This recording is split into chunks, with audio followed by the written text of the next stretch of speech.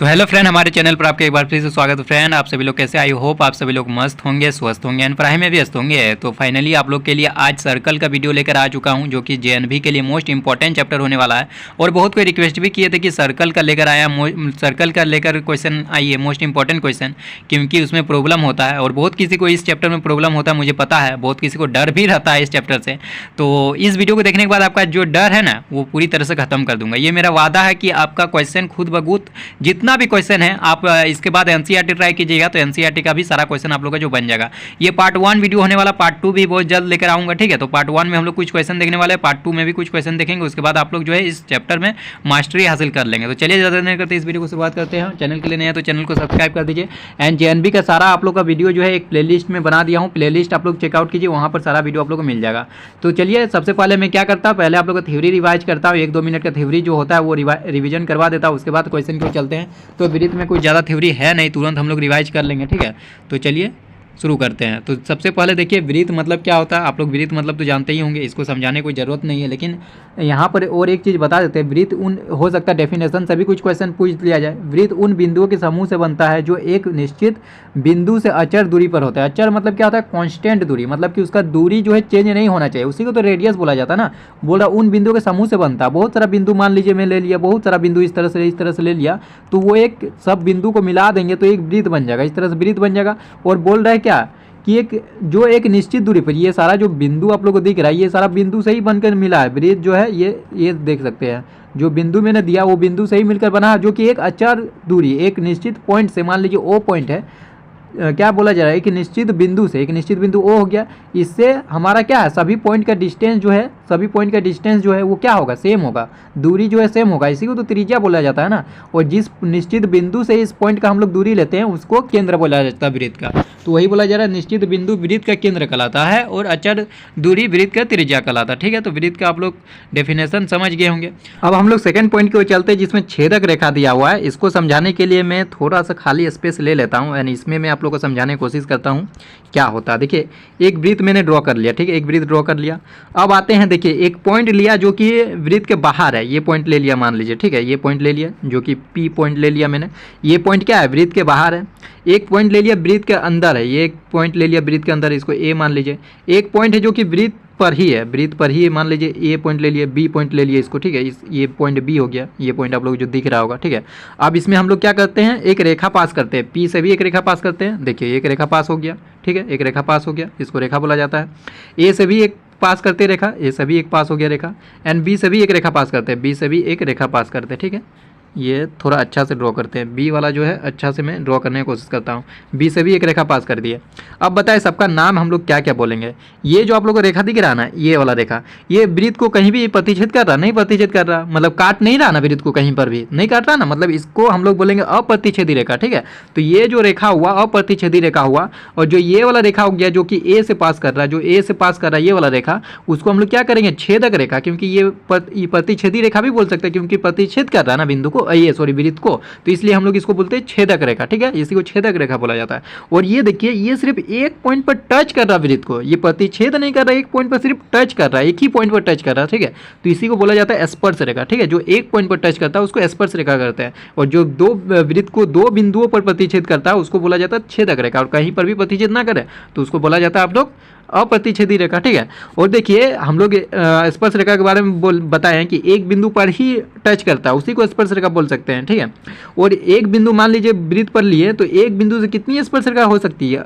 एक ही रेखा गुजर सकती है, एक बिंदु से हमेशा एक ही स्पर्श रेखा बन सकती है, ये आप लोग को याद रखना है। चलिए अब आते हैं पॉइंट की ओर, ठीक है। आप लोग समझा दिए, आई होप आप लोगों को समझ में आ गया होगा छेदक रेखा क्या है।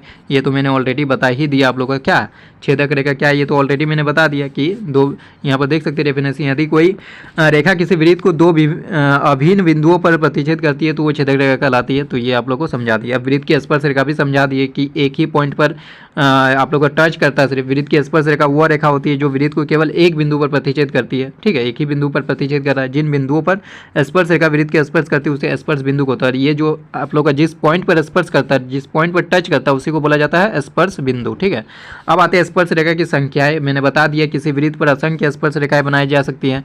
एक वृत्त पर असंख्य स्पर्श रेखा बनाई जाए, इधर से इधर से इधर से इधर से इधर से बहुत सारा स्पर्श रेखा बनाया जा सकता है, लेकिन एक बिंदु पर, वृत्त के एक बिंदु पर एक ही स्पर्श रेखा बनाया जा सकता है। ठीक है, इसमें है छेदक रेखा की संख्या है। किसी वृत्त पर असंख्य छेदक रेखा भी बहुत सारा हो सकता है, इधर इधर इधर किधर से भी मैं काट सकता हूँ और वो छेदक रेखा बन जाएगा।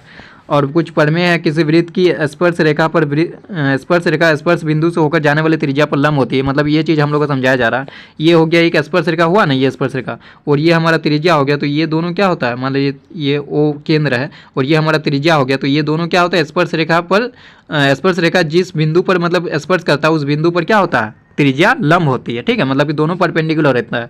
इतना याद रखना है ना, जिस पॉइंट पर वो स्पर्श रेखा है ना उस पॉइंट पर यदि हम एक त्रिज्या ड्रॉ कर, रेडियस यदि ड्रॉ करेंगे तो वो क्या होगा, इस स्पर्श रेखा पर लंब होगी। मतलब कि दोनों 90 डिग्री के एंगल पर होंगे। ठीक है, और किसी बाह्य बिंदु से वृत्त पर बनी स्पर्श रेखा की लंबाई बराबर होती है। ये इस तरह से बोला जा रहा है, ये तो आप लोग को पता ही होगा ऑलरेडी, मैं फिर से बता दे रहा हूँ।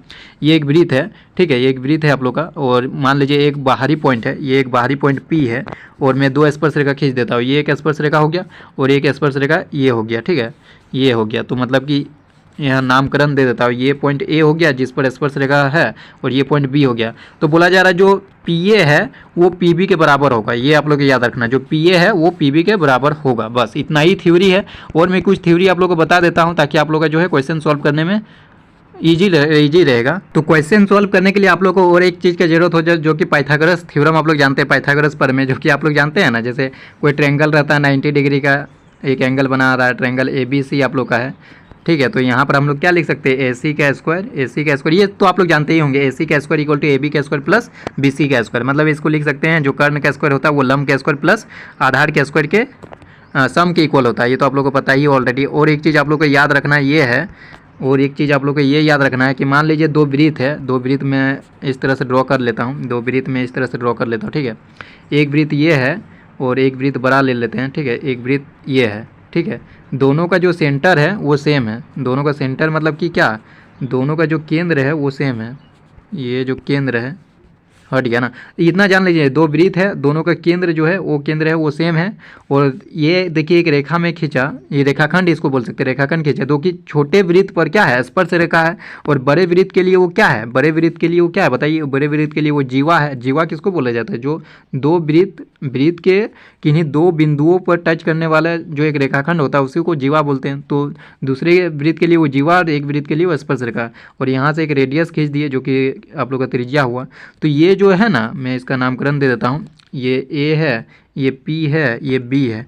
तो जो AP होगा ना, जो AP होगा वही PB होगा, ये याद रखना। ये जो है और ये जो है दोनों इक्वल रहेगा। ठीक है, और ये तो 90 डिग्री ही है, इतना याद रखना आप लोग को। ठीक है, चलिए अब क्वेश्चन की ओर चलते हैं, उसके बाद आप लोग को सारा आप लोग का जो है दूर हो जाएगा, जितना भी कन्फ्यूजन है क्वेश्चन से थ्रू आप लोग का अब कॉन्सेप्ट क्लियर होगा। चलिए पहला क्वेश्चन हमारा क्या कह रहा है, देखिए पहला क्वेश्चन में कहा जा रहा है, देखिए पहला क्वेश्चन में आप लोग क्या कहा जा रहा है, देखिए इसमें कहा जा रहा है आप लोग का जो वृत्त है, वृत्त के केंद्र पर बना कोण होगा। वृत्त का जो केंद्र है, मान लीजिए कुछ इस तरह से आप लोग वृत्त है, यहाँ पर केंद्र पर बना कोण कितना होगा बताइए, केंद्र पर कितना डिग्री का एंगल बनता है, वो तो 360 का बनता है ना, 360 डिग्री एंगल बनता है। 360 डिग्री के ऑप्शन सी में, ऑप्शन सी इसका जो है करेक्ट आंसर होगा। चलिए नेक्स्ट क्वेश्चन की ओर चलते। अर्धवृत्त का कोण होता है, तो ये भी आप लोग को पता होगा, पढ़े होंगे। जैसे ये वृत्त हो गया और ये मान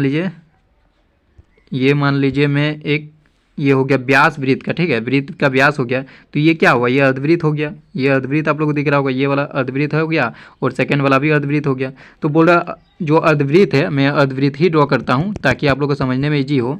मैं अर्धवृत्त ही आप लोग का ड्रॉ कर लेता हूँ। ये अर्धवृत्त हो गया, तो बोल रहा अर्धवृत्त पर बना अर्धवृत्त का कोण कितना होता है।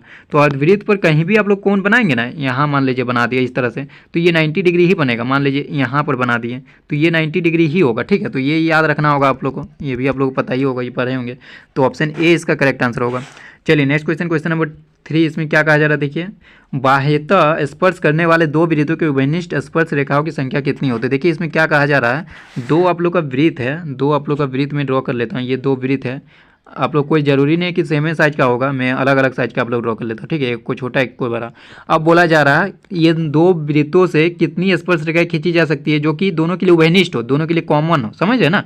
इसके लिए भी उभयनिष्ठ रेखा होना चाहिए, इसके लिए भी उभयनिष्ठ स्पर्श रेखा होना चाहिए हो, मतलब उभयनिष्ठ मतलब क्या होता है, जो कॉमन हो, इसके लिए भी स्पर्श रेखा होना चाहिए, इसके लिए भी और इसके लिए भी, दोनों के लिए जो है स्पर्श रेखा होना चाहिए। तो मैं ड्रॉ करता हूँ, कितनी स्पर्श रेखाएं ड्रॉ कर पाता हूँ, देखिए एक में ये इस तरह से ड्रॉ कर लेता हूँ, ठीक है, ये स्पर्श रेखा हो गया। एक में इस तरह से ड्रॉ कर लेता हूँ, ये दो स्पर्श रेखा हो गया। अब मैं दो दूसरा कलर से ड्रॉ कर लेता हूँ, इस तरह से मैं ड्रॉ कर लेता हूँ। एक ये यहाँ से गया और इसको इधर काट देगा, ठीक है, तो ये हो गया। और एक इस तरह से मैं ड्रॉ कर सकता हूँ। तो ये कितना स्पर्श रेखा ड्रॉ हो सकता है, 4 स्पर्श रेखा जो है ड्रॉ हो सकता है। और ड्रॉ कर पाएंगे बताइए, और कहीं से भी ड्रॉ किया जा सकता है बताइए, और कहीं से भी ड्रॉ नहीं किया जा सकता, मतलब कि 4 ही स्पर्श रेखा जो है दोनों के लिए कॉमन हो सकता है। एक इधर वाला, इसको ट्रांसवर्स बोलते हैं, और इसको लॉन्गिट्यूडनल बोलते हैं शायद, ठीक है।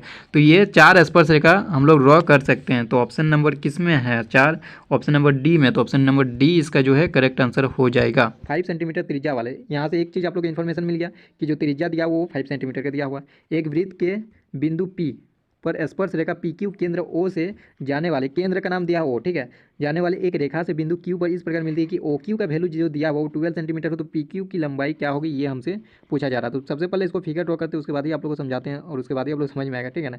इस तरह से जब भी रहेगा तो आप लोग फिगर ड्रॉ करना बहुत आवश्यक है, बहुत जरूरी है फिगर ड्रॉ करना। तो ये एक वृत्त मैंने मान लिया, ठीक है, एक वृत्त ले लिया मैंने। अब क्या कहा जा रहा है, देखिए जो वृत्त का केंद्र है वो तो ओ दिया हुआ, ठीक है, मैंने ओ मान लिया। और ये तो हमारा त्रिज्या हो गया जो कि कितना दिया है बताइए, यहाँ पर देख सकते हैं त्रिज्या जो दिया वो 5 सेंटीमीटर दिया हुआ है। तो सबसे पहले मैं यहाँ पर 5 सेंटीमीटर लिख लिया, ठीक है, 5 लिख लिया।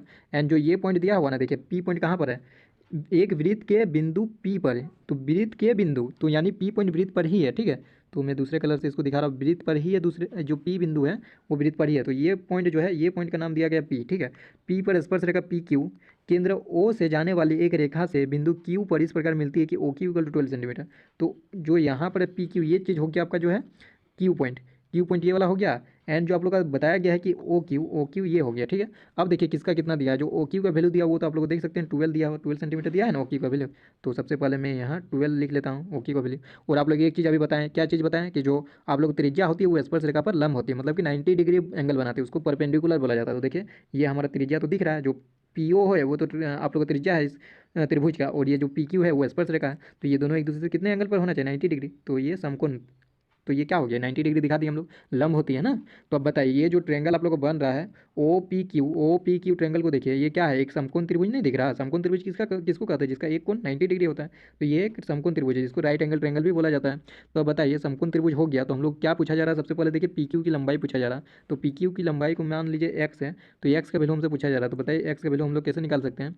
ये समकोण त्रिभुज है, समकोण त्रिभुज में आप लोग पाइथागोरस थ्योरम लगा दीजिए। ये क्या हो गया, इसको मान लीजिए लंब है, ये आधार है, ये कर्ण है। कर्ण कैसे हम लोग पहचानते हैं, कर्ण कौन सा होता है, कर्ण हमेशा जो 90 डिग्री है उसके जस्ट सामने वाला जो रहता है ना उसी को कर्ण कहते हैं। तो बताइए इसमें आप लोग लगा दीजिए पाइथागोरस थ्योरम। तो एक्स इक्वल टू क्या हो जाएगा, √1 ये 12 का स्क्वायर, इतना लिख देते हैं, 12 का स्क्वायर माइनस 5 का स्क्वायर, 12 का स्क्वायर माइनस 5 का स्क्वायर कीजिए 144 माइनस 25 कीजिए तो कितना आएगा, √119। √119 किस में बताइए, ऑप्शन डी में है। तो इस क्वेश्चन का ऑप्शन डी करेक्ट आंसर हो जाएगा। आई होप आप समझ गए होंगे ये क्वेश्चन।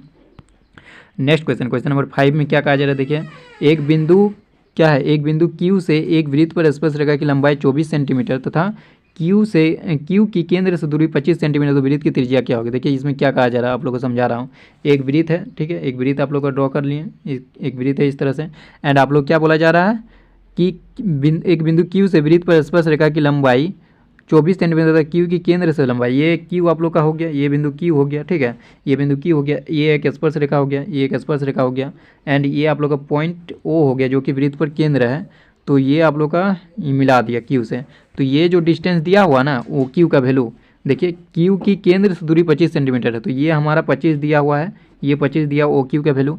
एंड जो आप लोग का स्पर्श रेखा की लंबाई है, मान लीजिए इस पॉइंट का नाम ए मान लेता हूँ, इस पॉइंट का नाम में जो जहाँ पर स्पर्श कर रहा है उसका नाम मैं ए मान लेता हूँ, ए मान लेता हूँ, ठीक है, ए मान लिया। तो इसका जो डिस्टेंस दिया हुआ, जो दूरी दिया हुआ वो 24 सेंटीमीटर दिया हुआ, ये 24 सेंटीमीटर दिया हुआ। तो मान लीजिए मैं एक ड्रॉ कर लेता हूँ, स्पर्श रेखा पर त्रिज्या एक ड्रॉ कर लेता हूँ जो कि यहाँ पर लंब होगा, 90 डिग्री होगा, ये तो पता है।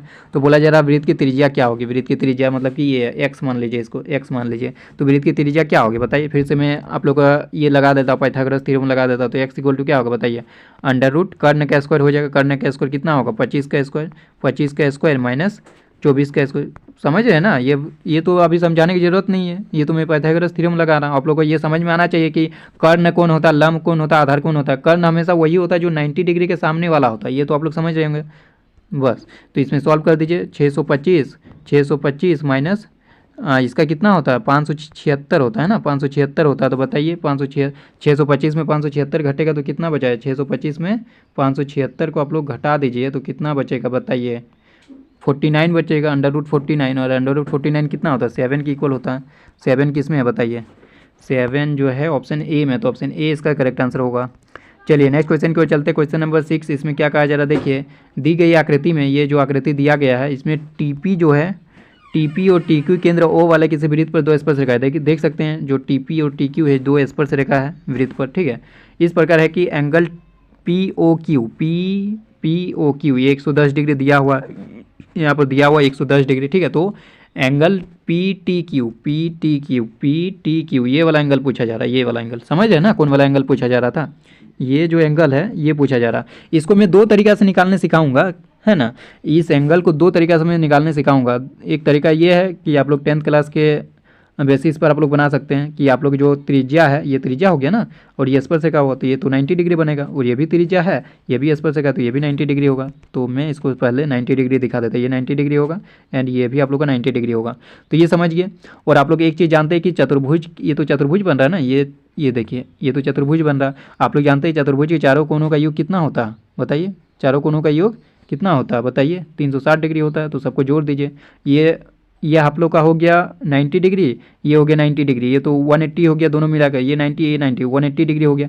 अब बचा हुआ दो कोण मिलाकर 180 डिग्री होना चाहिए, तभी तो टोटल 360 होगा ना। आप लोग जोड़ लीजिए ना, angle P plus angle Q plus angle T plus angle O equal to क्या होगा बताइए, 180 ये सॉरी 360 डिग्री होगा। तो यहाँ से बताइए ये दोनों तो आप लोग का 180 डिग्री हो गया, तो ये दोनों का मान भी 180 डिग्री होना चाहिए ना। तो ये दोनों का भी मान भी 180 डिग्री होना चाहिए। ये 110 है तो ये बताइए कितना होगा, 70 डिग्री होगा, तब ना 180 होगा दोनों मिलाकर, क्योंकि ये दोनों मिलाकर 180 डिग्री ऑलरेडी है, तो ये दोनों मिलाकर भी ऑलरेडी 180 होना चाहिए, तो 70 डिग्री होगा। और मैं इसका दूसरा तरीका ये बना देता हूँ कि ये यदि हम लोग इस तरह एक वृत्त बनाएंगे ना, ये तरह से वृत्त बनाएंगे, यहाँ पर तो प्रतिच्छेद नहीं कर रहा, मैं अपने तरफ से बना दे रहा हूँ। एक वृत्त इस तरह से बनाएंगे तो ये ना, ये क्या करेगा पता है, ये चारों बिंदु से होकर गुजरेगा, कुछ इस तरह से एक वृत्त बनेगा, ठीक है, कुछ इस तरह से एक वृत्त बनेगा। अब पता है कि आप लोग एक चीज़ पढ़े होंगे, क्या पढ़े हैं कि वृत्त इस तरह से है, ठीक है, वृत्त इस तरह से आप लोग का है एंड इसके अंदर ये एक चतुर्भुज हम लोग बना दिए, एक चतुर्भुज मान लीजिए इस तरह बना दिए। तो क्या पढ़े हैं कि ये एक चक्र चतुर्भुज कहलाता है। चक्र चतुर्भुज में क्या गुणधर्म हम लोग पढ़े हैं कि एंगल ये वाला जो है और एंगल ये वाला जो अपोजिट साइड वाला एंगल है, वो दोनों का यदि हम लोग जोड़ेंगे तो दोनों का सम कितना आता है, 180 डिग्री होता है। मान लीजिए ए है और ये बी है, तो angle A plus angle B कितना होगा, angle A plus angle B जो होता है वो 180 डिग्री होता है। उसी प्रकार ये सी है, ये डी है, तो एंगल सी प्लस डी भी 180 डिग्री होगा, ये आप लोग पता है।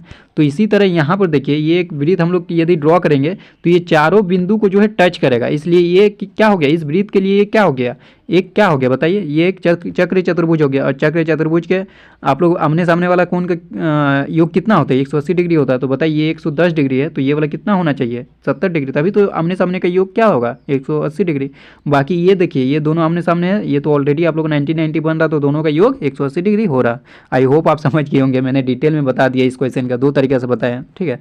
तो 70 डिग्री ऑप्शन बी में, तो ऑप्शन बी इसका करेक्ट आंसर होगा। तो चलिए नेक्स्ट क्वेश्चन को चलते हैं, क्वेश्चन नंबर 7। इसमें क्या कहा जा रहा है देखिए, यदि एक बिंदु पी से ओ केंद्र वाले किसी वृत्त पर पी ए और पी बी स्पर्शरेखाएं परस्पर 80 डिग्री के कोण पर झुकी हो तो एंगल पी ओ ए क्या होगा, वो हम लोग से पूछा जा रहा था। तो पहले इसको ड्रॉ कर लेते हैं, ठीक है। सबसे पहले एक वृत्त ड्रॉ कर लेते हैं, कुछ इस तरह से मैंने एक वृत्त ड्रॉ कर लिया एंड इसमें क्या कहा जा रहा है, जो पी ए और पी बी स्पर्श रेखा, ठीक है, तो इसका केंद्र ओ दिया हुआ, तो केंद्र ओ मान लिया मैंने, और ये पॉइंट जो है ये पी मान लिया, ठीक है, ये पॉइंट पी मान लिया एंड ये एक स्पर्श रेखा हो गया पी ए, इसका नाम ए है, इसका नाम जो है यहाँ पर ए लिख देता हूँ, ठीक है। इस बिंदु का नाम ए है और इस पॉइंट का नाम बी है, तो बी है। और दो स्पर्शरेखा पी ए और पी बी हो गया, ठीक है। स्पर्शरेखा परस्पर 80 डिग्री, ये जो एंगल दिया गया है, ये मैं ग्रीन कलर से दिखा दे रहा हूँ, ये जो एंगल है ये हमारा 80 डिग्री दिया हुआ है, ये 80 डिग्री दिया हुआ है, ठीक है। 80 डिग्री मैंने दिखा दिया। 80 डिग्री पर झुकी हुई तो एंगल पी ओ ए मैं ड्रॉ कर लेता हूँ, एंगल पी ओ ए ये एंगल पूछा जा रहा है, ठीक है। मैं इसको येलो कलर से दिखा रहा हूँ, ये जो एंगल है ना, ये वाला एंगल, इसी का मान पूछा जा रहा है, कितना मान होगा। तो बताइए, सबसे पहले आप लोग एक चीज़ पढ़े होंगे, क्या पढ़े होंगे, एक चीज़ पढ़े होंगे कि ये तो 80 डिग्री है ना, तो बताइए ये पूरा 80 डिग्री है, तो ये वाला एंगल कितना होगा, जो ब्लू में अभी दिखाया वो वाला एंगल कितना होगा, 40 डिग्री होगा, इसका आधा होगा। क्यों आधा होगा उसका भी आप लोग को पहले रीजन समझा देता हूँ क्यों आधा होगा, ठीक है। आप लोग तो बोल सकते हैं कि 80 डिग्री है तो 50-30 भी हो सकता है, 30-50 भी हो सकता है, 40-40 भी हो सकता है, या और भी एंगल हो सकता है, 60-20 भी हो सकता है। तो मैंने क्यों बताया कि 40-40 ही होगा, इसका एक रीज़न ये है कि दोनों एंगल क्यों बराबर होगा पता है। मान लीजिए मैं दो वृत्त इस तरह से ड्रॉ कर लेता हूँ, ठीक है, इसको भी रेड कलर से दिखा देता हूँ, सॉरी वृत्त नहीं, दो ट्रायंगल इस तरह से बना दिया। एक ट्रायंगल पी ए ओ हो गया, या फिर इसको बोले ओ ए पी हो गया, और दूसरा ट्रायंगल ओ बी पी हो गया। दो ट्रायंगल हम दिख रहा है, तो बताइए ये रेखा और ये रेखा तो बराबर होगा, जैसा कि मैंने आप लोगों को पहले ही बताया था, जो स्पर्श रेखा की लंबाई हमेशा बराबर होती है। और ये क्या हो गया बताइए, ये एंगल भी 90 डिग्री होता है, ये तो एंगल 90 डिग्री, ये भी 90 डिग्री, एक 90 डिग्री एंगल मिल गया, एक भुजा जो बराबर मिल गया। और ये क्या है, दोनों के लिए उभयनिष्ठ है, मतलब कॉमन है। मतलब हम लोग सर्वांग समता लगा सकते हैं दोनों ट्रायंगल में, कि दोनों ट्रायंगल एक दूसरे का सर्वांगसम है, दोनों त्रिभुज सर्वांगसम है, क्योंकि RHS से लगा सकते हैं। एक राइट एंगल मिल गया, हाइपोटेनियस जो है वो भी बराबर है, मतलब कि उभयनिष्ठ हो गया, और एक साइड हम लोग का बराबर मिल गया, मतलब कि दोनों क्या है, सर्वांगसम है। और दोनों सर्वांगसम है तो हम लोग ये एंगल को इस एंगल की इक्वेट नहीं कर सकते, बताइए। दोनों एंगल तो इक्वेट होगा, और दोनों एंगल इक्वेट होगा तो 80 डिग्री है, तो दोनों आधा आधा हो जाएगा ना, 40-40 डिग्री हो जाएगा। आई होप आप समझ गए होंगे, मैंने डिटेल में आप लोग का जो है बता दिया। मज़ा आ रहा होगा, डिटेल में बताने में ही मज़ा आता है, ठीक है। मुझे भी मज़ा आता है डिटेल में बताने में, और समझने वाले को भी मज़ा आता है, ताकि उसको समझ में आता है पूरा डिटेल में आखिर क्यों ऐसा होता है। तभी तो क्यों का रीज़न जब आप लोग को नहीं मालूम पड़ पाता है ना, तभी आप लोग चैप्टर जो है टफ होने लगता है, टफ समझ में नहीं आने लगता, तो आप लोग को चैप्टर जो है टफ लगने लगता है। तो ये 40 डिग्री हो गया, ये जो एंगल है 40 डिग्री हो गया, और मैंने बताया ये तो 90 डिग्री होगा, क्योंकि हमेशा त्रिज्या क्या होता है, स्पर्शरेखा पर लंब होती है। तो बताइए अब त्रिभुज ये वाला देखिए, ये वाला त्रिभुज देखिए, त्रिभुज के तीनों कोनों का योग कितना होना चाहिए, 180 डिग्री।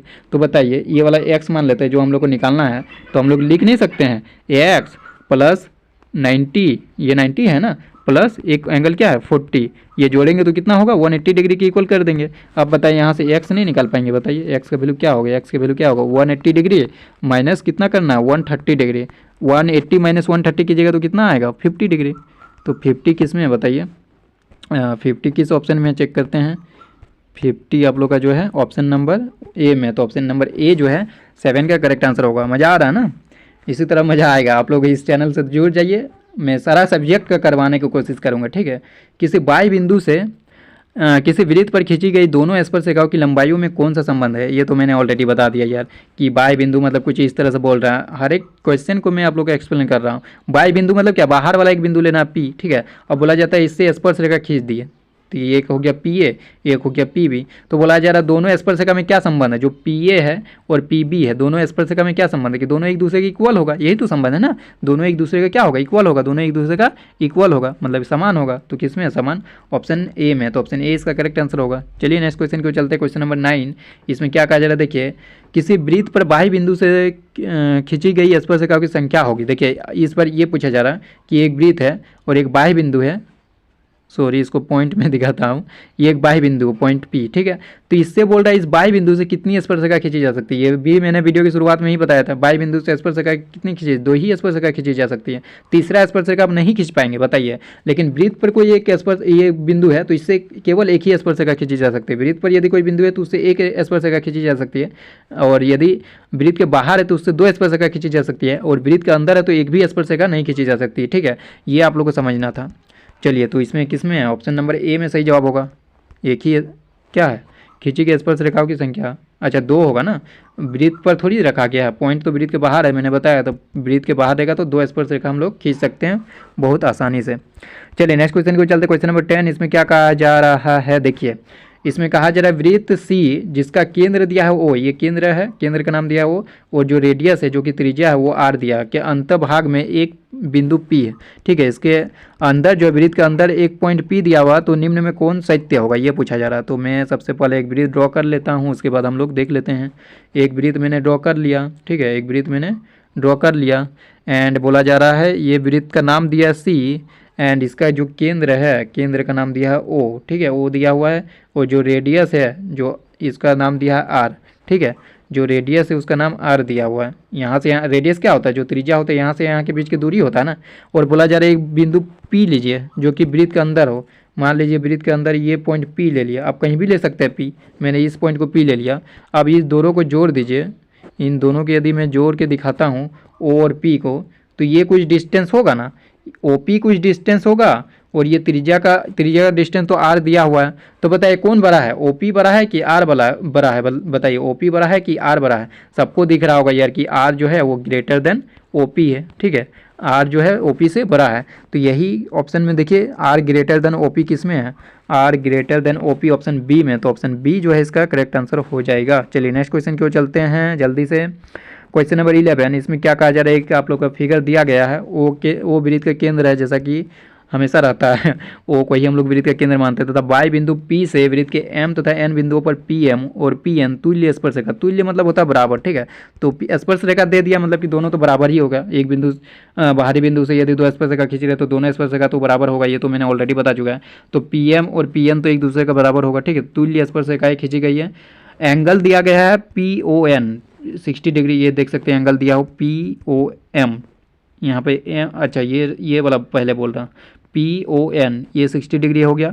एंड एंगल तो देखने आता है ना, जो बीच वाला रहता है ना उसी को एंगल होता है। जैसे देखिए पहले क्या है पी है तो पी ले लिए पहले, उसके बाद ओ है तो ओ की तरफ जाना है, फिर एन है तो एन की तरफ जाना है। अब जो एंगल बन रहा है ये बन रहा है ना, तो उसी का मान दिया 60 डिग्री। ये तो 7th क्लास का कॉन्सेप्ट है यार, ये तो आप लोग पता ही होगा। तो angle O P M, angle O P M और sorry O P M O M P थोड़ी पूछा, ओ पी एम का मान निम्नलिखित में कौन सा होगा। तो हम लोग का ये एंगल पूछा जा रहा है, ये वाला एंगल, ठीक है, ये वाला एंगल पूछा जा रहा है, ये एंगल कितना होगा। तो बताइए, ये तो इजी हो गया यार, त्रिभुज के तीनों कोनों का ये 180 डिग्री होता है वो तो पता ही होगा। ये तो पहले 90 डिग्री, ये तो ऑलरेडी पता है। तो बताइए ये इसको एक्स मान लेते हैं, जो पूछा जा रहा है ना इस एंगल को मान लीजिए एक्स। तो बताइए क्या कितना हो जाएगा, एक्स प्लस 90, त्रिभुज के तीनों कोनों का योग 180 डिग्री होता है, प्लस 60 इक्वल टू 180 डिग्री। कौन सा ट्रेंगल लिया, ये वाला ट्रेंगल लिया, ठीक है, ये वाला ट्रेंगल मैंने लिया। तो बताइए कितना हो जाएगा, एक्स का वैल्यू कितना हो जाएगा, एक्स का वैल्यू हो जाएगा हमारा 180 डिग्री माइनस कितना हो जाएगा 150 डिग्री, तो कितना हो गया 30 डिग्री। 30 डिग्री किस में बताइए, 30 डिग्री ऑप्शन बी में। तो ऑप्शन बी इसका करेक्ट आंसर होगा। और इसी तरह का क्वेश्चन आप लोग पूछा जाएगा, आप लोग टेंशन लेने वाली बात नहीं है। ये तो फर्स्ट वीडियो है ना, इसमें लगभग 18 क्वेश्चन आप लोग करवाऊंगा, टोटल 36 क्वेश्चन है। नेक्स्ट वीडियो में 18 क्वेश्चन ले आऊँगा, ठीक है, तभी ना आप लोग को समझ में आएगा अच्छी तरीके से, आप लोग मज़ा आएगा। और हो सकता है ना तो आज आप लोग का लाइव क्लास भी लूँगा, ठीक है, हो सकता है शाम के टाइम इवनिंग टाइम आप लोग का जो है आज एक लाइव क्लास लूँगा, जिसमें लाइव टेस्ट लूँगा। लाइव टेस्ट किसका लूँगा, अभी तो सर्कल का करवा रहा हूँ, तो सर्कल का ही मैं लाइव टेस्ट लेने का कोशिश करूँगा, ठीक है। तो आप लोग लाइव जुड़ जाइएगा, मज़ा आएगा लाइव में भी। तो चलिए नेक्स्ट क्वेश्चन है, उसमें टेस्ट लूँगा, आप लोग को जवाब देना होगा। इसमें तो मैं बता दे रहा हूँ, आप लोग को समझा दे रहा हूँ अच्छी तरीके से। दिए गए चित्र में इसमें भी एक फिगर दिया गया है, ये मैंने ऑलरेडी वीडियो के शुरुआत में बताया था, जिनकी त्रिज्या ये वाला जो क्वेश्चन है, त्रिज्या 3 सेंटीमीटर और 5 सेंटीमीटर। तो 3 सेंटीमीटर किसका होगा, संकेंद्री मतलब क्या होता है कि दोनों के केंद्र सेम होना चाहिए। देखिए ये जो ओ केंद्र है वो दोनों वृत्त के लिए सेम है ना, दोनों वृत्त के लिए वो केंद्र है, वो केंद्र दोनों वृत्त के लिए है। तो ये दिया हुआ है छोटा वृत्त का जो त्रिज्या होगा वो 3 सेंटीमीटर होगा ना, मतलब ये वाला जो दिया है वो 3 दिया हुआ, और 5 सेंटीमीटर, 5 सेंटीमीटर कौन दिया, जो बड़ा वाला वृत्त है, ये ओ का वैल्यू दिया है 5 सेंटीमीटर, ठीक है। मैं इसको अच्छी तरह से लिखता हूँ, ये जो दिया हुआ ए ओ का वैल्यू जो कि त्रिज्या है बड़े वृत्त पर, उसका वैल्यू दिया 5 सेंटीमीटर। ए बी बाई वृत्त की जीवा है, जो ए बी दिख रहा है वो बाई वृत्त की क्या है, जीवा है। तो अंतःवृत्त को स्पर्श करती है, जो अंतःवृत्त को स्पर्श करती है जीवा, ए बी की लंबाई क्या होगी। मैंने ऑलरेडी बताया था एक चीज़, आप लोग क्या बताए थे एक चीज़, कि इस तरह से जब भी संकेंद्रीय वृत्त होंगे तो जो त्रिज्या लंब होती है, तो आप लोगों को ऑलरेडी पता है। तो क्या होता है इसमें, क्या कॉन्सेप्ट बताए थे कि जो ए पी है वही बी पी के इक्वल होता है, मतलब कि ये दोनों क्या होगा, एक दूसरे के बराबर होगा, ये तो आप लोग पता है।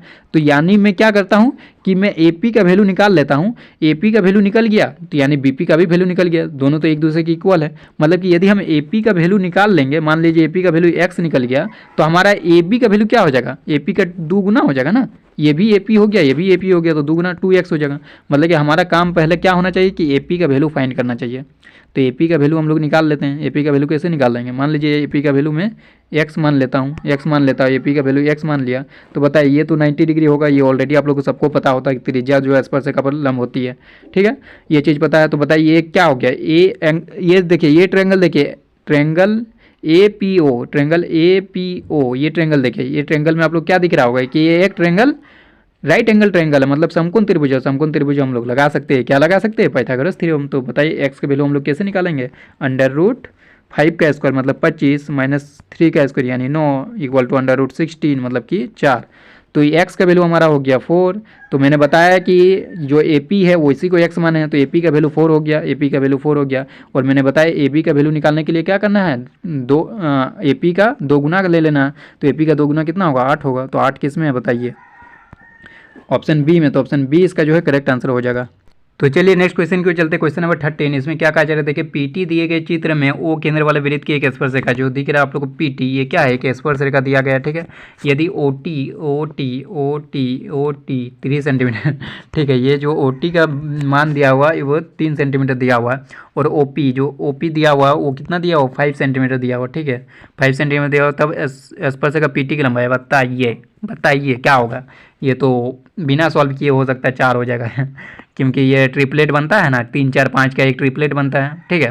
तो ये 4 हो जाएगा। 4 क्यों होगा, पता चल गया होगा आप लोग ऑलरेडी कि एक त्रिभुज है जिसमें क्या है, समकोण त्रिभुज है। समकोण त्रिभुज में हम लोग लंब का कैसे निकालते हैं, जिसको x मान लीजिए, इसको x मान लीजिए, तो x इक्वल टू क्या होगा, √5 का स्क्वायर 25 माइनस 3 का स्क्वायर 9, √16 होगा, √16 का वैल्यू 4 होगा।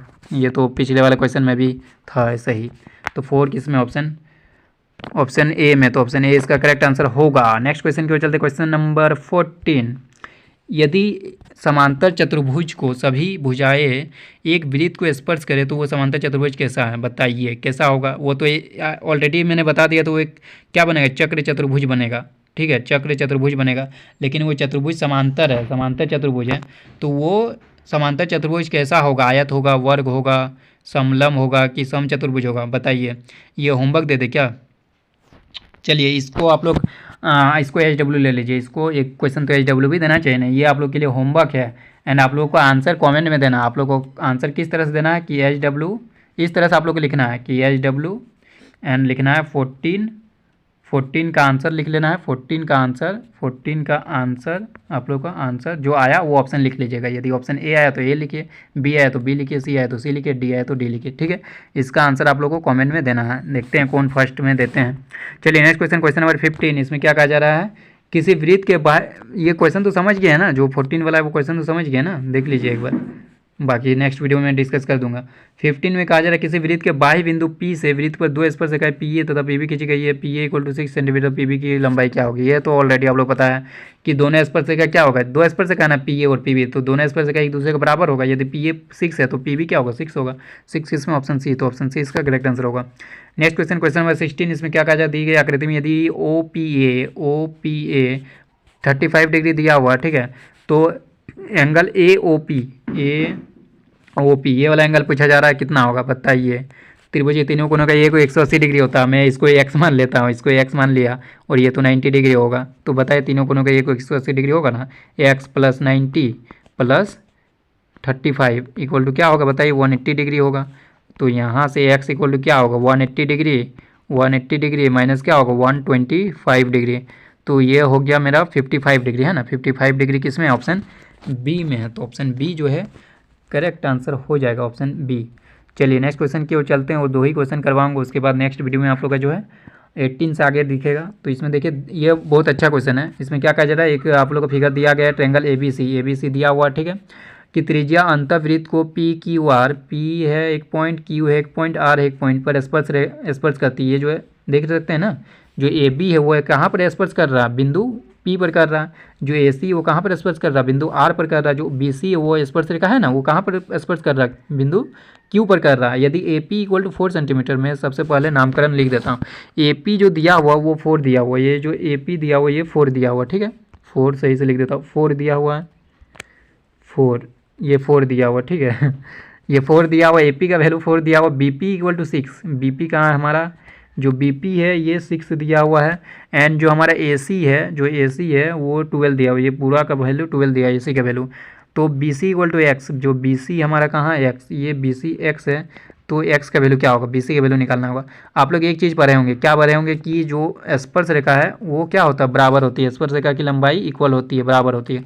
तो बताइए यहाँ से यहाँ ये स्पर्श रेखा, बाह्य बिंदु से एक स्पर्श रेखा, बाह्य बिंदु से 2 स्पर्श रेखा खींची जा सकती है ना। तो बताइए दोनों तो बाह्य बिंदु से 2 स्पर्श रेखा है, बिंदु A से जो है ये दोनों स्पर्श रेखा है, मतलब बाह्य बिंदु से 2 स्पर्श रेखा बराबर होती है।